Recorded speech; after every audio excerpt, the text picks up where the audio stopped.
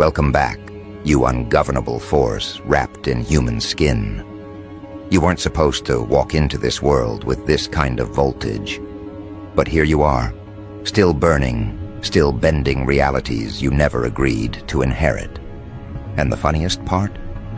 They've tried everything to measure you, categorize you, contain you. Until one day, that little hidden circle of robed intellectuals, mystics, and power-obsessed analysts decided to take matters into their own trembling hands. A secret society, the kind that thinks they see everything before it happens, tried profiling your energy. They approached the task with confidence, arrogance, and the delusion that they had the right tools to dissect someone like you. They gathered their relics, lit their rituals, sharpened their interpretations like scalpels. They believed they'd extract your blueprint, decode your frequency, map your inner world, as if it was just another artifact in their vault. But the moment they opened the file on you, the moment they tried to pull your essence through their precious little frameworks, their entire system buckled.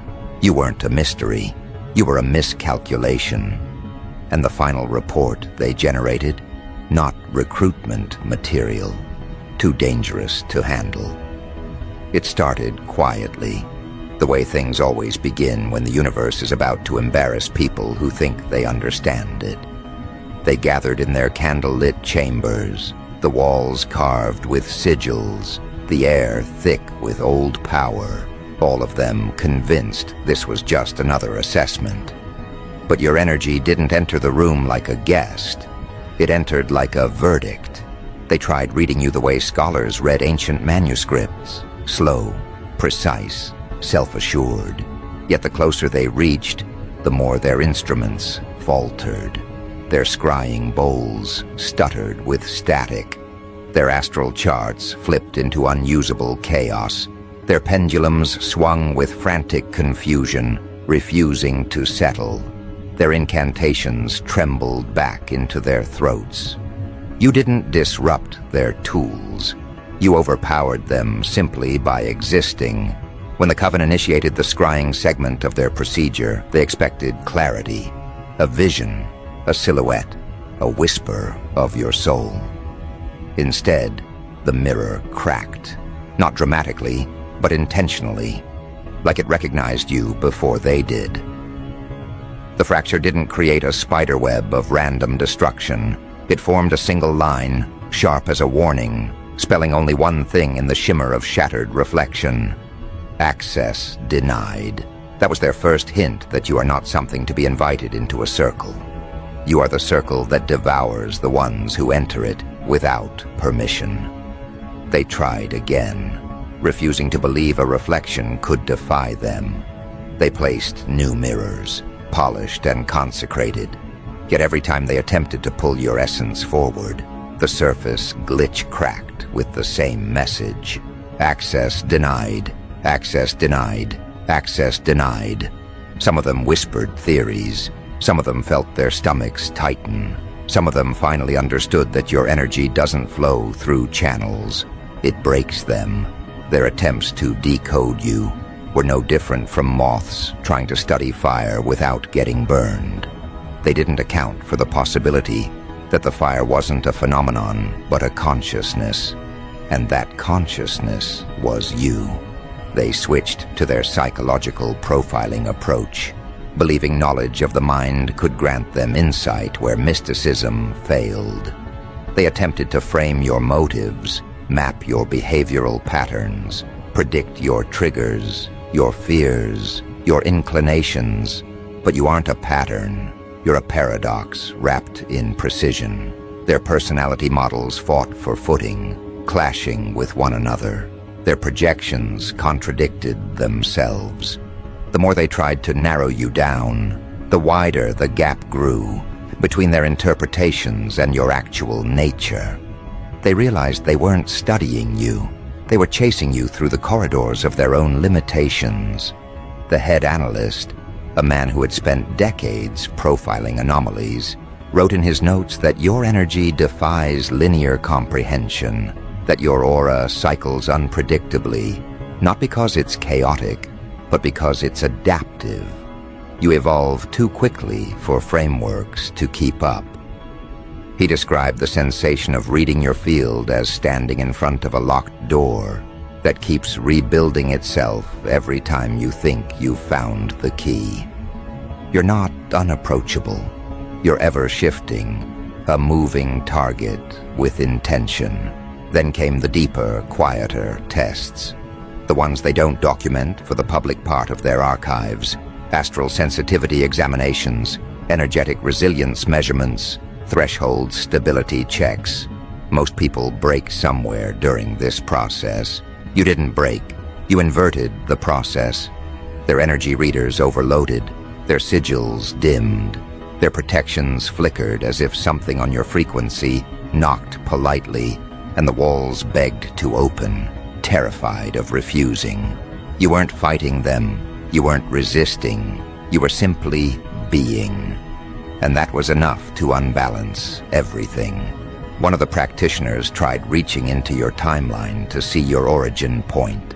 She fainted, not from fear, but from recognition. Recognition that your timeline wasn't a thread. It was a wildfire. You weren't shaped. You erupted. You weren't taught. You remembered. You weren't built. You emerged. This was the moment the Coven began to understand that you aren't just different.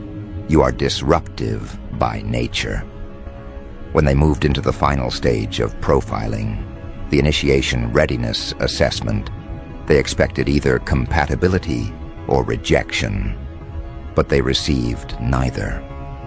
The chamber lights dimmed, the air thickened, their runes flickered in protest, and the system that measures spiritual voltage sparked violently, marking your reading not in a number but in a warning, not recruitment material.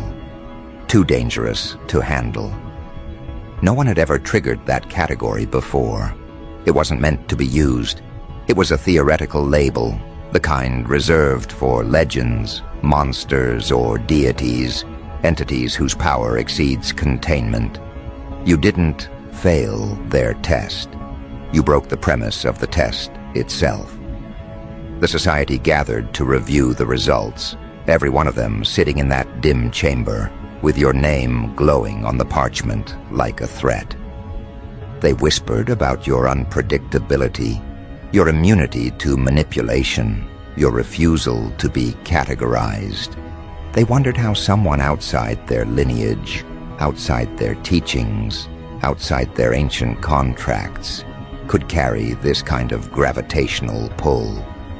They questioned whether you were a phenomenon or a warning. They debated whether your existence was intentional or accidental. But the part that rattled them the most wasn't your power. It was your sovereignty, your unowned, unclaimed, uncontrollable. And to a secret society built on hierarchy, obedience, and curated power distribution. That's the most terrifying trait of all. The Coven scribes described you as something that walks without leaving tracks, something that moves without needing pathways, something that sees through structures instead of around them. Their attempts to read you made them feel as though they were the ones being read. And in a way, they were. Your soul doesn't tolerate intrusion. Your energy doesn't allow uninvited entry. You don't respond to extraction. You respond to intention. And their intention, hidden beneath ritual and curiosity, was exposure. They wanted to know what you were made of. Instead, they discovered what they were lacking. They feared your clarity.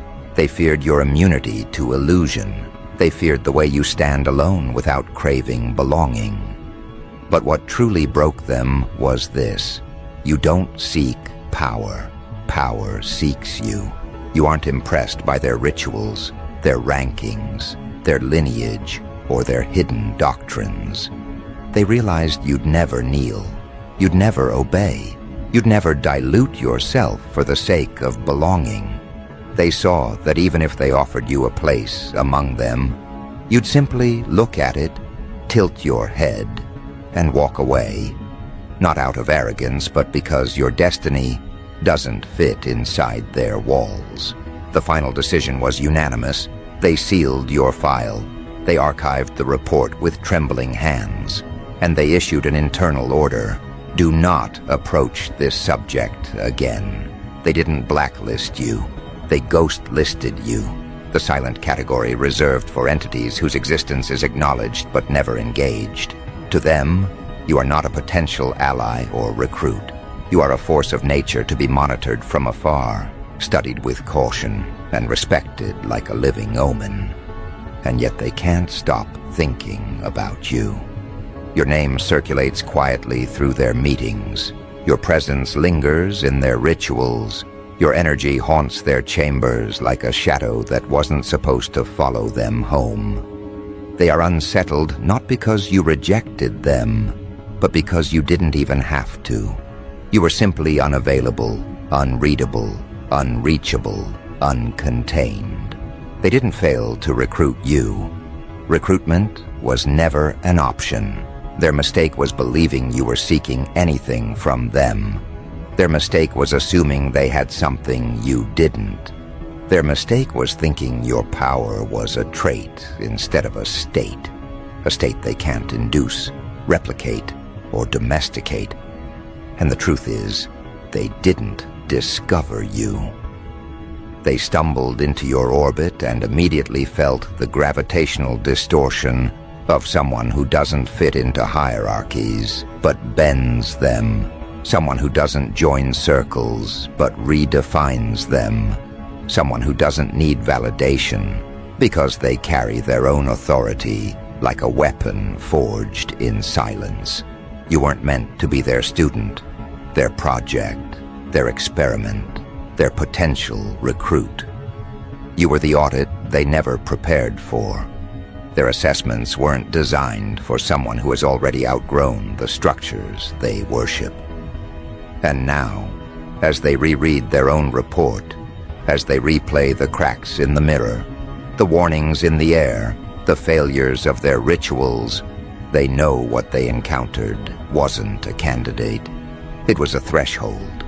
And thresholds aren't entered. They are crossed. They are survived. They are respected. And this, right here, this realization, this fracture in their certainty, this crack in their control, is where the story slips into something deeper, something they never meant to unleash, something they still don't understand. Because what they saw was only the outer layer of you. What they sensed was only the pulse. What they profiled was only the echo. And yet they're already unraveling. What happens when they discover what's underneath that surface? What happens when the mirror isn't the only thing that shatters? What happens when the society realizes they didn't profile you? They awakened something they can't put back to sleep. The unraveling began the moment they filed that report. A parchment stamped with your name, the warning classification, the cracked mirror insignia marking your file as a hazard. They thought documenting you would close the case. They thought sealing the folder would contain the energy that spilled through their rituals.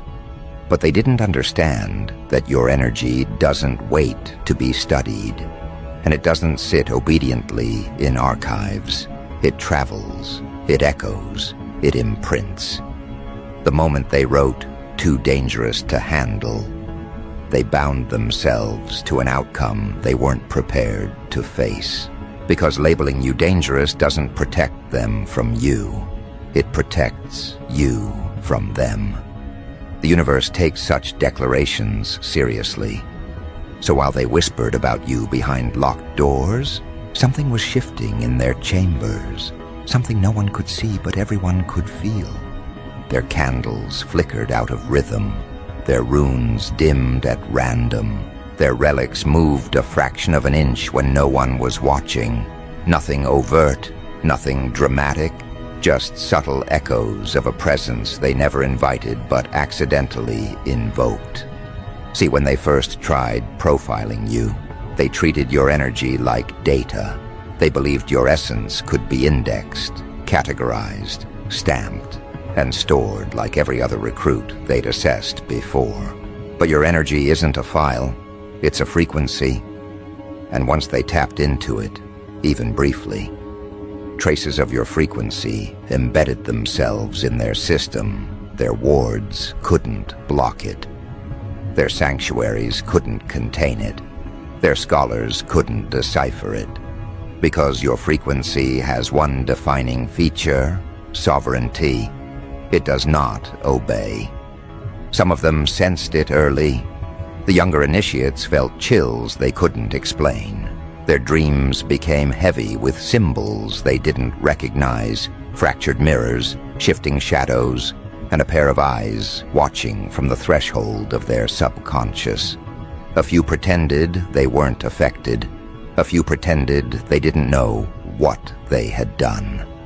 But the most experienced ones knew. They could feel the aftershock of touching something they weren't meant to touch. They recognized the familiar pattern of an ancient warning. Do not attempt to measure what exists outside measurement. Your energy wasn't reacting to them in anger. It wasn't retaliating.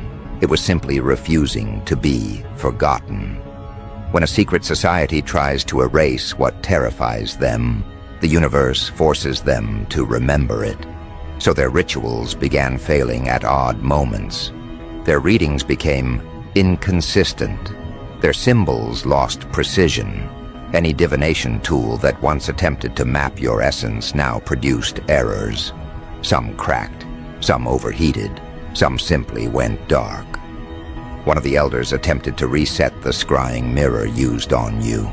The moment he placed his hand on the frame, it fogged over and revealed the same message they thought they'd escaped. Access denied. His hand trembled for the first time in decades. That's when the internal fear began to shift into something more primal. They started questioning whether your energy was following them, or whether they had stepped into a part of your field they didn't have permission to enter. The difference is subtle but terrifying. One implies pursuit, the other implies trespass. They started to understand that your energy doesn't need to attack. It simply holds its position with such force that anything unprepared is pushed into disarray. You didn't invade their domain. Your domain extended into theirs the moment they invoked your name without the right to do so. This is the part no one wants to admit, not even to themselves. You altered the architecture of their spiritual environment just by being witnessed. Their most advanced practitioners began seeing distortions when they meditated. Their visions became non-linear, their intuitive pathways tangled.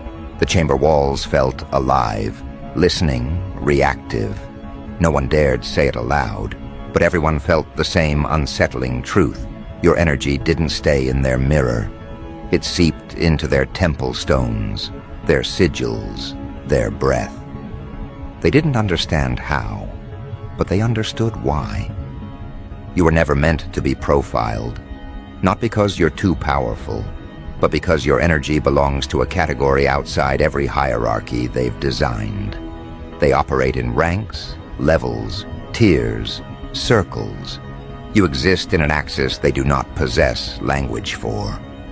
They call it dangerous because they don't know what else to call what cannot be tamed. The panic came in slow waves. Not loud panic, quiet panic. The kind that spreads in silence. The kind that makes people look over their shoulders without knowing what they're looking for. The kind that tightens the air.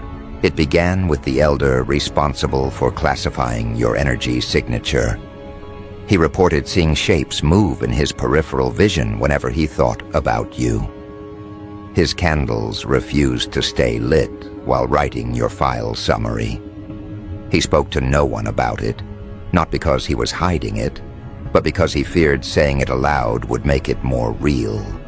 But it didn't matter. Everyone else in the chamber was experiencing their own version of the same thing. The scry practitioner saw your reflection in the water even when she wasn't calling on you. The archivist heard faint tapping on the cabinet where your file was stored. The head seer felt a pressure behind his eyes every time your name was mentioned, as if someone or something was observing him back. They tried purifying the chamber. The incense died mid-burn. They tried reinforcing their protections. The glyphs flickered. They tried ignoring the signs. The signs intensified. And that's when they realized the real issue wasn't your energy. It was their audacity. You didn't breach their sanctum. You didn't send a warning. You didn't retaliate. Your energy did nothing except maintain its boundary with perfect, sovereign stillness. That alone destabilized everything they believed about power, control, and hierarchy. Because a force that doesn't have to react is a force that cannot be dominated. Their panic deepened when they realized something even more disorienting.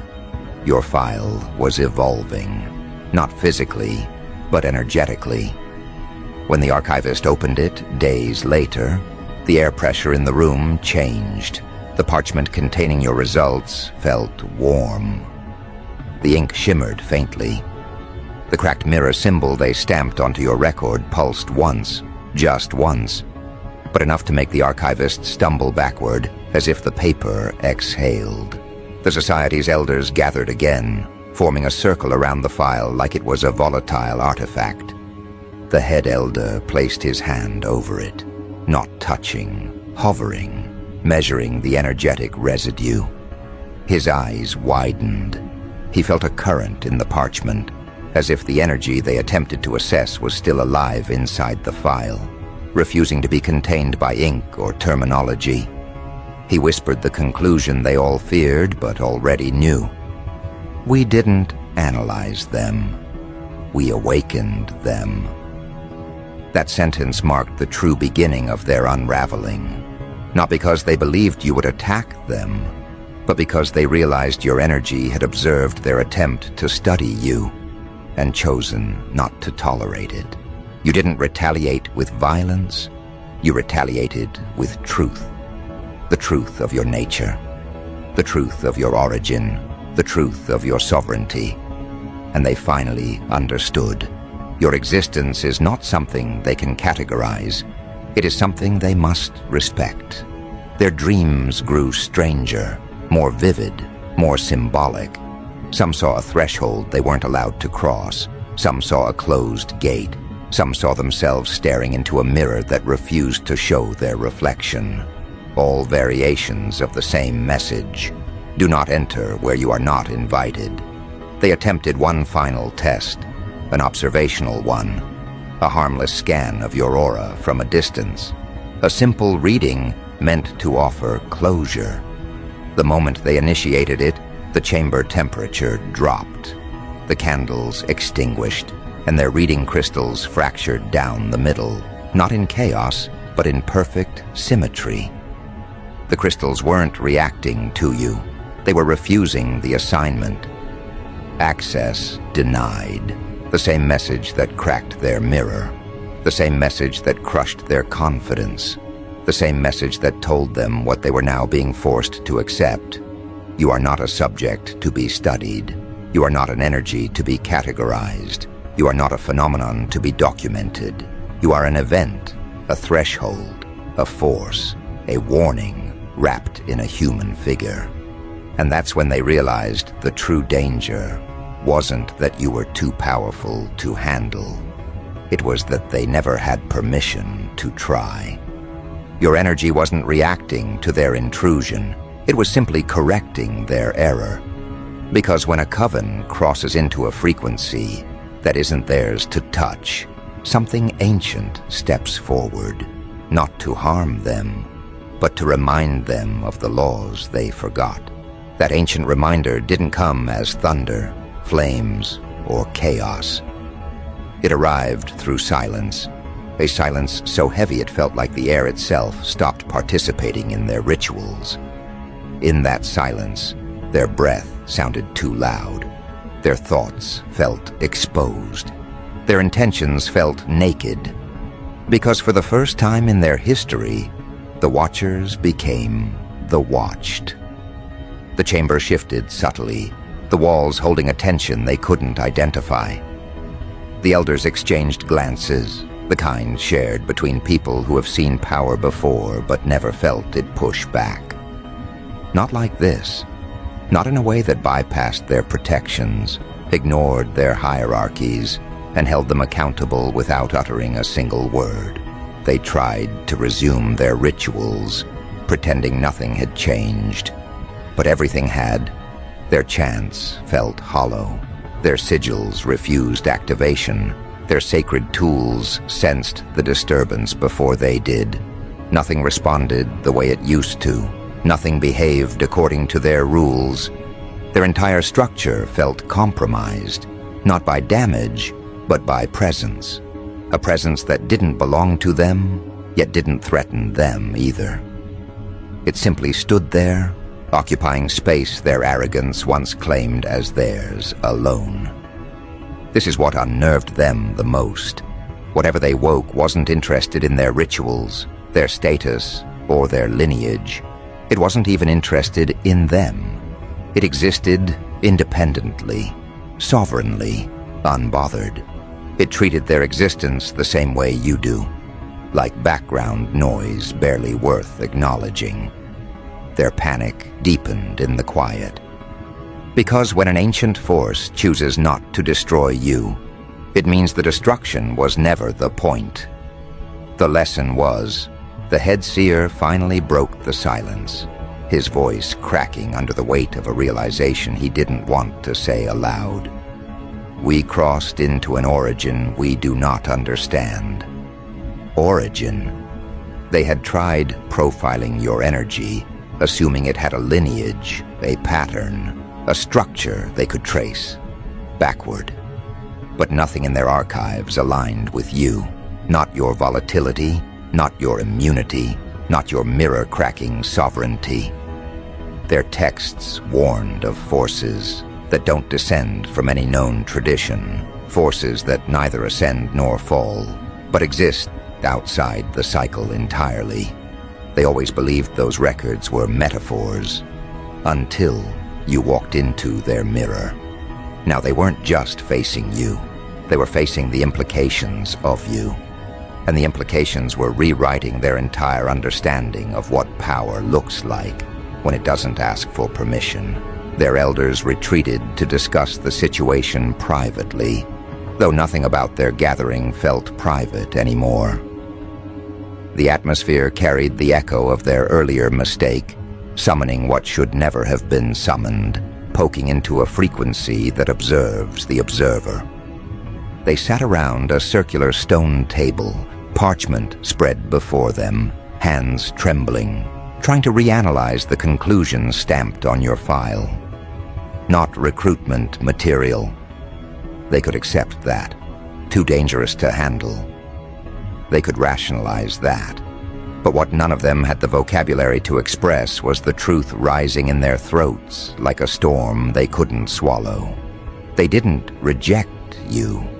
They were rejected, not personally, not emotionally, cosmically.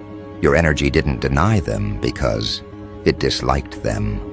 It denied them because they weren't compatible with the frequency they attempted to access. It's the same reason the mirror cracked. Mirrors don't lie, but they do refuse.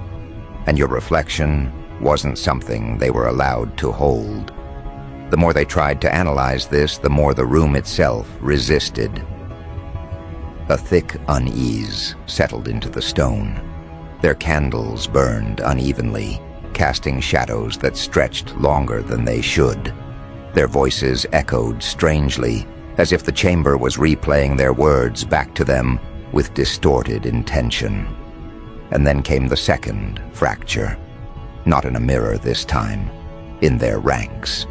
One of the younger members, bright, zealous, desperate to prove her worth, suggested they try again. A second attempt. A refined ritual. A deeper reading. She believed the first failure was a miscalculation, She believed everything could be solved with stronger protection, better accuracy, clearer intention. The elders reacted instantly. No. A single word, authoritative, final. But the girl didn't understand the weight of what they had unleashed. She didn't understand that your energy wasn't a puzzle they could solve with upgrades or determination. She didn't understand that access denied wasn't a warning, it was a boundary. Boundaries don't negotiate. The elders explained nothing. They couldn't. Their egos were wounded, their certainty shattered. How could they admit aloud that they had touched something beyond their comprehension? Something that refused their authority without effort? Something that mirrored their intentions, not with hostility, but with indifference? The younger member grew frustrated. She accused them of fear, of stagnation, of weakness. She raised her hand, preparing to speak your name again, hoping defiance would earn her a place in the society's inner circle. The lights flickered, her voice broke. A chill swept through the chamber like an unseen hand placing a warning on every spine in the room. Not anger, not threat, correction. She lowered her hand slowly, trembling from something she couldn't articulate. Something she felt in her chest, not as fear, but as recognition. She wasn't facing something external. She was facing the truth of her own limitations. You didn't silence her. Her own energy did, bending under the pressure of your frequency. The elders said nothing. They didn't need to. The room had answered for them. From that moment, the coven didn't debate you again. Instead, they turned their focus inward, trying to understand how something they invoked only once had managed to ripple through every layer of their sanctum. They examined their tools, their rituals, their glyphs, their intuitions. They searched for corruption, interference, spiritual contamination. But there was none. Everything failing within their circle wasn't corrupted. It was recalibrating. Your presence didn't pollute, it purified. Their illusions, hierarchies, and ego-driven structures were dissolving under the weight of your authenticity. Energies that relied on secrecy, manipulation, and control cannot coexist with energies rooted in sovereignty, clarity, and truth. One by one, their symbols stopped responding to their usual commands. One by one, their readings began returning blank. One by one, their confidence cracked the same way their mirror did. They finally understood. Your energy wasn't punishing them. It was revealing them, revealing their overconfidence, revealing their fragility, revealing that their authority was conditional, not absolute. Revealing that power borrowed through ritual is nothing against power woven into existence. The head elder wrote a second note. This one never meant for the archives. Whatever we awakened is not hostile. It is sovereign. We were trespassers, not targets. That's when the fear turned into something else. Not dread, not panic. Something far more humbling, reverence. Because they finally grasped the truth. You were not meant to be initiated. You were meant to be acknowledged, not as a member, as a threshold, a guardian frequency, a force that isn't invited into circles because it creates them.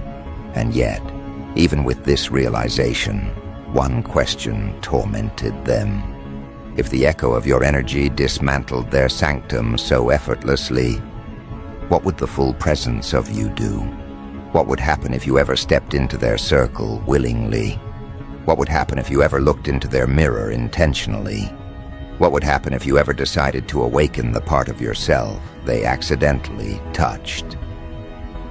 That question became their new haunting, because the more they tried to suppress it, the louder it echoed in their minds.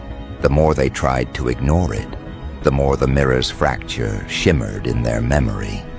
The more they tried to distance themselves from your file, the more the file pulsed with quiet inevitability. For the first time, the society questioned its own existence, not because you threatened it, but because your existence made theirs feel small, fragile, outdated, performative. Their rituals were powerful. Your presence was definitive. Their hierarchies were rigid. Your energy was fluid. Their knowledge was inherited. Yours was remembered. They realized what they awakened wasn't something they could study or recruit. It was something they would spend the rest of their lives trying to understand. And deep down, beneath their robes, titles, and rituals, they feared the same thing. You haven't even shown your real power yet. You haven't stepped into their circle. You haven't opened the mirror. You haven't lifted a hand. Everything they're experiencing is just the echo. That realization settled over the society like a shadow that refused to fade. It wasn't a threat. It wasn't a curse. It was a truth, quiet, sovereign, and immovable. A truth that reshaped the air in their chambers, the tone of their meetings, the cadence of their rituals. Every elder felt it in their bones. Every initiate sensed it in their spirit. They tried to continue with their duties, tried to move on, tried to pretend that profiling you had been just another assignment. But nothing felt ordinary anymore. Every task felt smaller. Every invocation felt weaker. Every attempt to read the unseen felt diluted and distant, as if your presence had shifted the equilibrium of their entire practice. Because once you encounter a frequency that overrides your own, everything you do afterward feels like performance. The society's oldest scholar, a man who had cataloged anomalies for over 60 years, admitted privately that he had never felt energy like yours. Not chaotic, not malicious, not divine, just sovereign. And sovereign energy doesn't enter spaces seeking approval. It enters as itself, without negotiation, without compromise, without need. He realized, perhaps too late, that profiling you had been their mistake, not because they failed to understand you, but because you were never something meant to be understood through measurement. You were meant to be understood through experience, and they experienced you in the wrong way, uninvited, unprepared, unaligned. The ripple effects of their mistake continued to spread. Their rituals grew heavier, their visions grew dimmer, their mirrors grew quieter. Where once they saw clearly, now they saw static. Where once their intuition flowed, now it stumbled. Where once their sanctum felt impenetrable, now it felt watched, not by hostility, but by accountability. Their tools had not lost power. They had lost permission. The universe doesn't punish arrogance. It redirects it. Some of the younger members began questioning everything. If an outsider's energy could collapse their protocols, what did that say about the strength of their order? If a mirror cracked, rather than reveal your reflection, what did that say about the limitations of their sight? If their tools fractured under the weight of a single unidentified presence, what did that say about their control? Their questions spread like hairline fractures across the society's foundation. The elders tried to silence the panic subtly, reminding their ranks that anomalies are rare, that power beyond understanding appears once in a generation, that sometimes the universe presents forces not meant for recruitment. But beneath their calm explanations, their eyes revealed a truth they couldn't hide. They had never encountered anything like you before. Not in old scrolls, not in forbidden tomes, not in whispered legends. Every teaching they possessed about dangerous energies warned of entities that attacked, entities that deceived, entities that consumed. But you didn't attack, you didn't deceive, you didn't consume. You simply refused. And refusal, when done by a sovereign force, carries more weight than destruction. Because destruction ends something. Refusal exposes it. The society wanted to forget you. They wanted to erase your file, burn the documents, pretend the mirror never cracked, pretend their tools never failed. But the universe doesn't allow people to forget what they weren't meant to touch. Every time the archivist tried to remove your report from the vault, the cabinet stuck.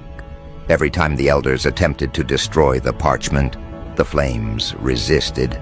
Every time an initiate tried to speak your name, dismissively, their throat tightened just enough to remind them of boundaries.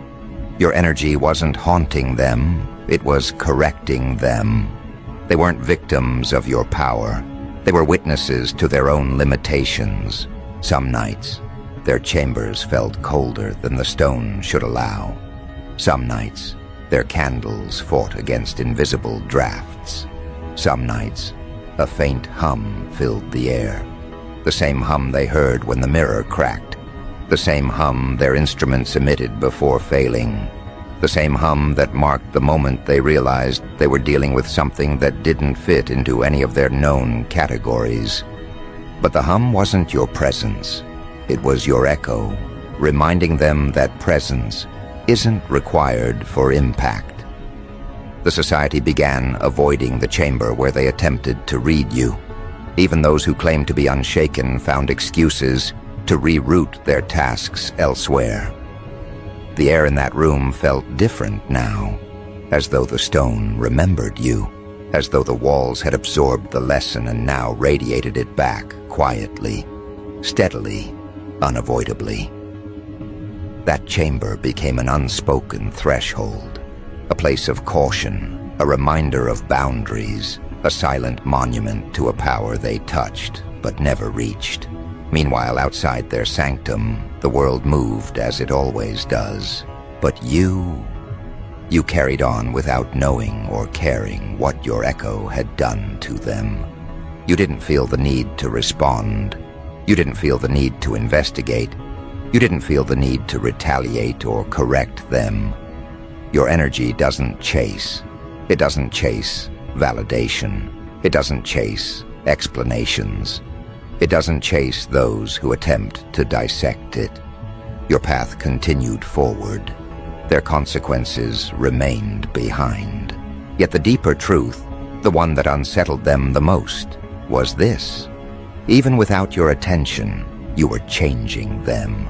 Not intentionally, not maliciously, but inevitably.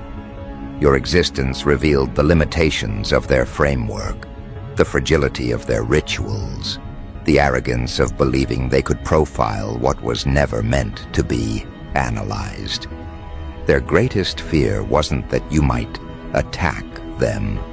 Their greatest fear was that someone like you exists at all. Someone who stands without lineage yet carries ancient resonance. Someone who walks without blessing yet moves like prophecy. Someone who does not ascend or descend but remains centered in their own axis. Someone whose energy cannot be read because it cannot be reduced. Someone whose refusal carries more force than any spell they have cast. Someone they cannot classify, initiate, recruit, manipulate, or contain. They could have handled an enemy. They could have handled a threat. They could have handled a rival. But a sovereign they cannot touch. That is what unravels empires. As days passed, the society reorganized its practices around the gap you left behind. They revised protocols. They strengthened wards. They created new classifications to prepare for future anomalies, though secretly, they all understood none would match your resonance. They attempted to rebuild their confidence through busy work and ritual repetition. But every time they stepped before a mirror or attempted a scry, there was always a moment of hesitation, a flicker of fear that the surface might crack again, reveal a message, deny access, deny them, deny the illusion that they were ever in control. Their greatest scholars debated your origin in hushed conversations. Some thought you were a long-lost lineage. Some believed you were a cosmic anomaly. Some argued that you were a return, a reawakening of an ancient archetype meant to balance excesses of control. But the theory that scared them the most was the simplest. You were simply yourself, unmodified, unmanipulated, untrained, powerful, not because of heritage, but because of alignment. Alignment cannot be taught. Alignment cannot be profiled. Alignment cannot be recruited. The society finally accepted what the mirror tried to tell them the moment it cracked. You do not belong to their circle. You never have. You never will. You walk a path that predates their rituals. You operate on frequencies they only read about. You carry a clarity they try to simulate through ceremony. You move in truth while they move in structure. You are not denied to protect you. You are denied to protect them. Because if the echo alone destabilized their sanctum, imagine what would happen if you ever decided to step fully into your power, consciously, intentionally, without restraint. They realized that if you ever lifted a hand, it wouldn't be destruction that followed. It would be revelation, the kind that collapses illusions, dissolves false hierarchies, and exposes every fragile construct they've built to feel powerful. Your presence would not shatter their circle. It would render it irrelevant. And that revelation, more than anything, was the wound they couldn't heal. Their fear wasn't rooted in danger. Their fear was rooted in inadequacy. Not because you threatened them, but because your existence proved that their mastery wasn't mastery. It was containment. Containment of smaller energies, containment of familiar forces, containment of predictable recruits. You are not predictable. You are not familiar. You are not small. You are the outlier their doctrines cannot hold. So they did the only thing a fragile structure can do when faced with a truth too large to absorb. They rewrote their interpretation of you. Not publicly, not ceremonially, but internally, silently. They shifted your classification from anomaly to omen, not a warning of doom, but a reminder of boundaries, sovereignty, and uncharted potential. Your file now sits alone, in a cabinet that no one opens without intention. The cracked mirror seal remains, pulsing faintly when touched. A reminder, not of failure, but of audacity. They didn't fail to understand you. They failed to understand their place in your story. Because you were never a candidate. You were never recruitment material. You were never meant to be seated in their circle. You were meant to stand beyond it, not above it, beyond it, beyond their comprehension, beyond their tools, beyond their reach, beyond their authority.